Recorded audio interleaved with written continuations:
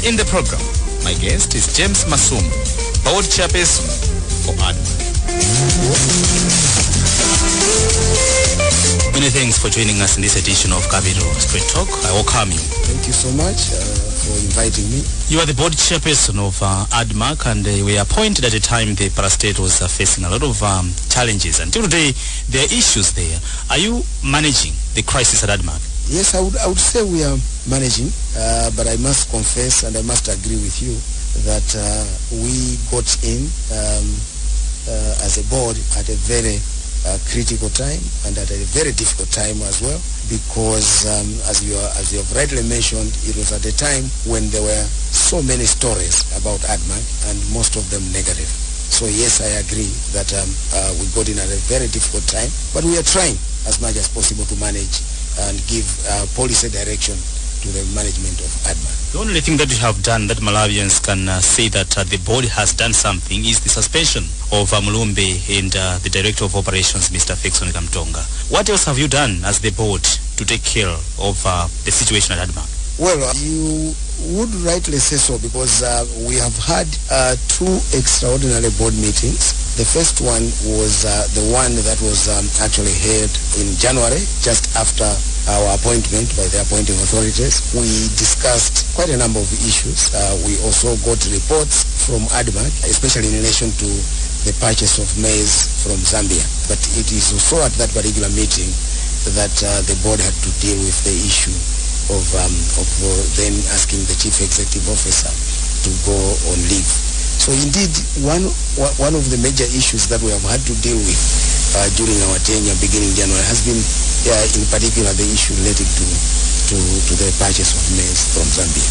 But I, as chairman, of course, I also have been asked to deal with other issues, some guidance there and there in relation to issues of policy and guidance. But as a board, I would agree that we really have not done much. So since your appointment, you are yet to hold a normal board meeting? Yes, correct. And that particular board meeting is actually scheduled for the 21st of April. It will also deal with the issue of the budget for the organization, but also consideration of the financial statements for the year 2015 to 2016. Now, Mr. Masumbu, when you look at how you have handled this issue as a board, were there deliberate attempts to cover up the road that was going on at ADMARC? As chairman, I would say that there was no attempt to cover up anything at ADMARC. I must explain that immediately after the Commission of Inquiry report was presented to the President, I did take up the issue of an agent meeting with management. Why has it taken you so long? Why did it take you so long to act on Mulumbe? The issue that we had there, and perhaps I should take a little bit of personal responsibility for that, is that when I requested for a meeting of the board, there was a proposal from management that they wanted the two issues, which was basically the budget and the consideration of the Commission of Inquiry report, to be dealt with at a single meeting. There was some justification that was actually presented, and one of those issues became financial. So the management was actually saying that it would be prudent financially for the board to convene at once and deal with the two issues in one meeting. So you as the chair, why didn't you see it fit to give this issue a priority? Because it was an issue that Malawians were following. Agreed.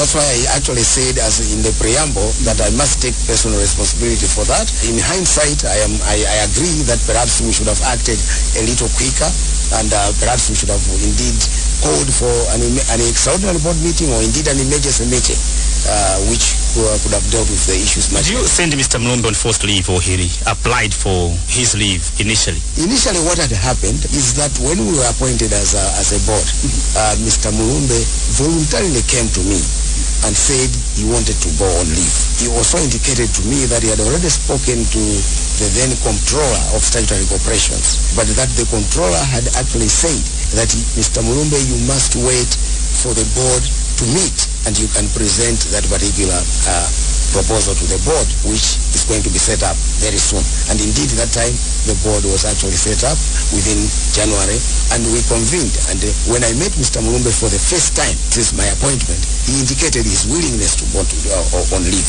When the board met on the 6th of January, they also intimated that they wanted, or they agreed, that it would make a lot of sense for the chief executive officer to go on leave. So it was like a situation where you'd say there was mutuality. Both sides had the same... Exactly. Both sides had the same view. But is it true that he was still coming to work, operating from ADMARC offices? That is totally untrue. That I can actually say without any fear of contradiction, that he never pitched up to ADMARC during the time of his leave. The only thing that he was required to do during his leave was the fact that he had to attend to, one, the Commission of Inquiry, so he was summoned by the Commission of Inquiry, and two, he had to attend to the Joint Parliamentary Committee of Parliament, which was also conducting its own investigations. And even to do that, he sought my approval to say there are these issues that I need to attend to. Will you accept that? I said, yes, these are national issues of interest and you need to attend. And even in computing his leave at the end of his leave, we had to actually take into account the days that he had traveled to Lilongwe to attend to the Joint Parliamentary Committee, and also the day that he attended before the Commission of Inquiry. So it is not true that he was going to the office or indeed making any decisions in relation to ADMARC during the time that he was in leave. Now, here you are admitting that the board really delayed to act on Mulumbe. Is it not confirming the fears that people have that there were attempts to cover up the rot at this parastatal? Quite questionable. Not really.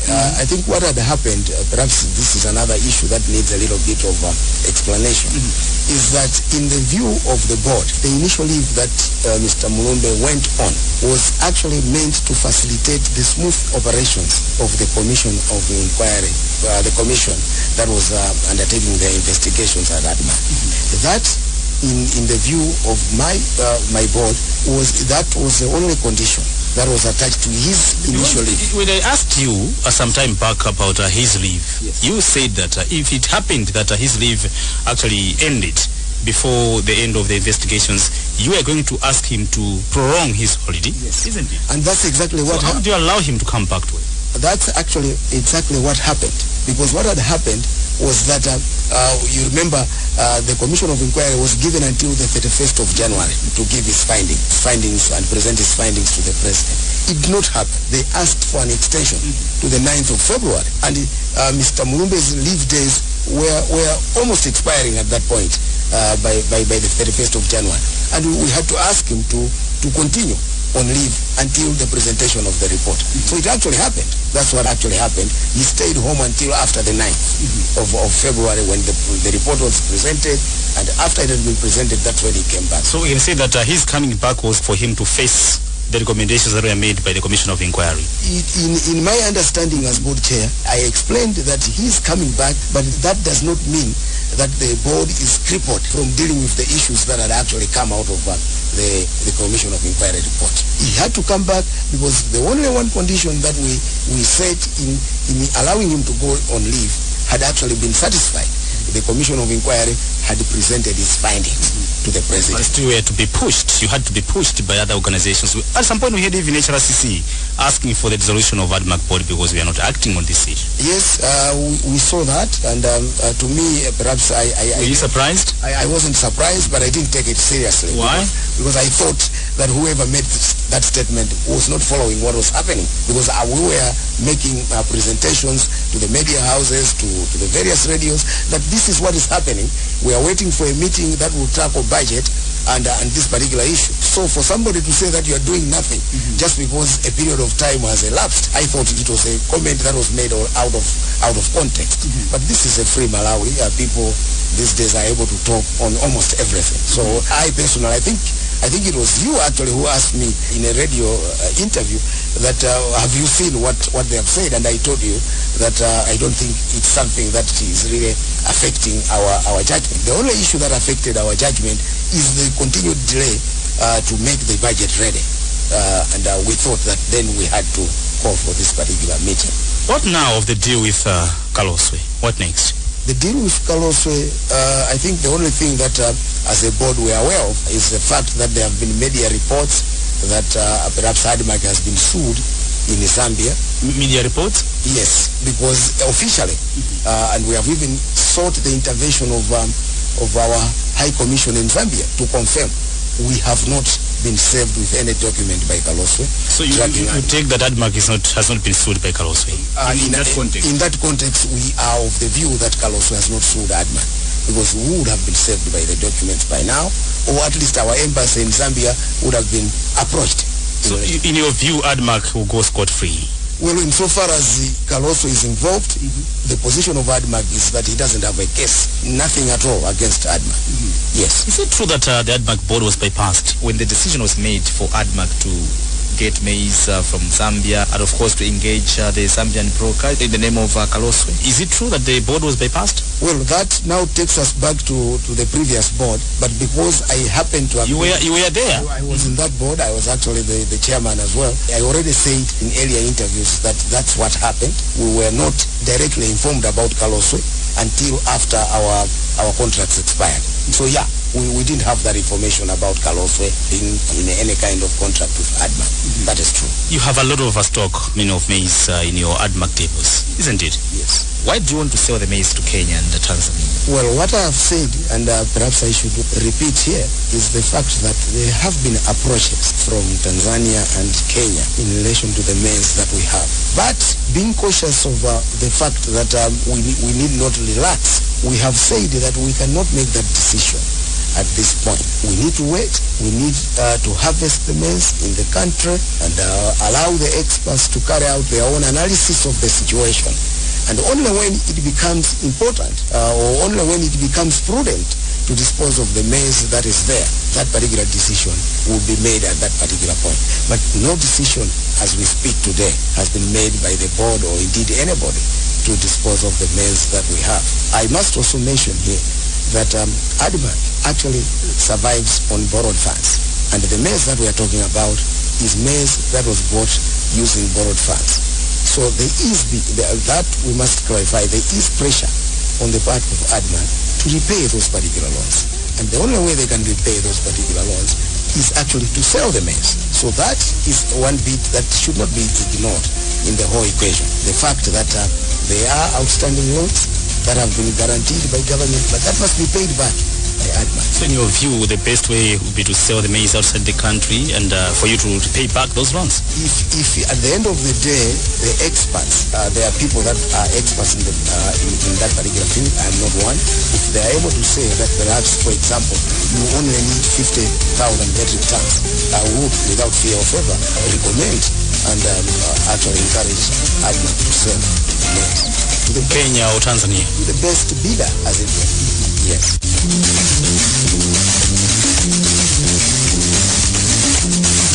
If you're just joining us, welcome. This is Capital Square Talk. Today in the program, I'm talking to James Masumbu, board chairperson for ADMARC. There are growing concerns that parastatals in the country are cash cows for politicians, getting money from parastatals to fund their political parties, their activities. Is this happening at ADMARC? Not to my knowledge. There has been, insofar as I've been chairman of ADMARC, there has never been a time where I have even stumbled across any kind of information or even any attempt by politicians to siphon money out of ADMARC.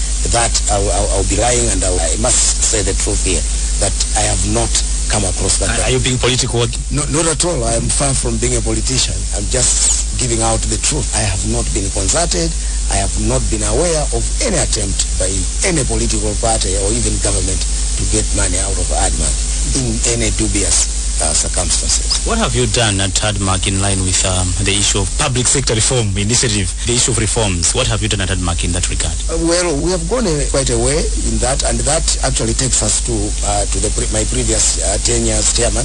I must say that we are totally consulted by that commission that was set up to deal with issues of reform. I attended 2 meetings which were chaired by the Vice President, where we made our positions known and we were advised on 1 or 2 issues by by the Commission, and we have actually attended to those areas of concern by the Commission. So we have been, by and large, been part of the reform. So which are these areas that you're talking about? There were quite a number of issues that were highlighted, and one of the issues that was actually highlighted by the Commission is for the fact that ADMARC must move towards the direction where they are completely free in terms of funding from government and in terms of financing.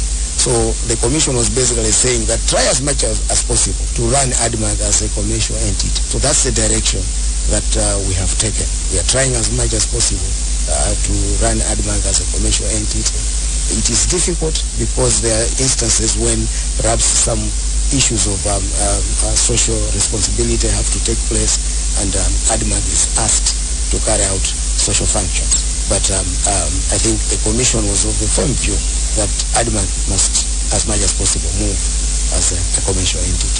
Is it true that at ADMARC it is those senior staff that are enjoying? Junior staff are getting peanuts. Recently we saw people staging a strike on the same issue. Why are those gaps existing at ADMARC? What I can say about perks and benefits that are attributable to, or paid to senior management, I would say that all these are benefits that are approved by statutory corporations. They are not any different from any statutory corporations or indeed government subvented organizations. So I wouldn't agree really that it is actually the senior managers that are benefiting much at ADMARC. I think they are within the acceptable levels that are applicable to all parastatals or indeed government subvented corporations. Even those middle managers and even those employees that are below middle management, we try as much as possible to try and align them with other corporations. So why did we see that strike being staged by the junior staff? Well, strikes will always be there. You are aware, and I am aware of the financial difficulties that we all are going through in this country. And I think these employees at ADMARC are no exceptions. And I wouldn't say here that their demands are illegitimate or indeed unreasonable. It's just that the problem becomes that where do we get this particular money to pay high salaries? But if we had a way, we would pay a lot of money and big salaries even to these low employees. So I would say these particular strikes that are not actually peculiar to ADMARC, just a reflection of the hard times that the country is going through. So are you taking care of those concerns? Yes, we as a corporation have already been in touch with statutory corporations. They have asked for information which we must submit to statutory corporations, and they are looking into the concerns of the members of staff. You are a lawyer by profession. Yes, I am. People do complain that justice is only accessed by those people that have money. It's not easy to afford a lawyer these days. What do you say on the accessibility of justice in Malawi? It's indeed a very difficult question, and it's a very valid point. Lawyers, just like any other profession, have to survive, and in that particular regard, they will have to charge fees or indeed charges that are commensurate with the demands of the profession. Exorbitant fees? Not exorbitant. You will actually will be glad to learn that most of our fees are actually regulated by statute. So most of the work that we do is actually regulated by statute. So it is not easy to actually be exorbitant. You have to follow the line, and these particular lines are well defined. But speaking about the common average man on the street, I would agree that it's difficult to access a lawyer in Malawi in the current environment. There are people that are rotting in prisons because they did not afford to get a lawyer. Very difficult question again, but it needs a revamping of the whole system. Again, if we go further, you will see that you still go down to the issue relating to financials. So we have, for example, the Department of Legal Aid that has been, in terms of legislation, has been revamped. There is provision for a very vibrant legal aid in Malawi in terms of the statute. But the reality becomes that it is not possible to fund the legal aid to be able to deal with all the issues, for example, that you have raised of people that are rotting in prison. We almost hear on a daily basis that a legal aid advocate has moved from the legal aid department to perhaps to private practice or to other departments. because, again, of the issue of money. So it is something that, in terms of the statutes, we have. But now, for government or indeed the powers that be to be able to channel enough resources to legal aid becomes a problem because of the small cake that the various departments of government and various beneficiaries have to share. Yes. You are a very learned man. I mean, people wouldn't be surprised to see you, heading that board at ADMARC. But now there are sessions that most of the people that are, they were given positions, for example, in parastatal boards, it's political appeasement. They have political connections with the current government.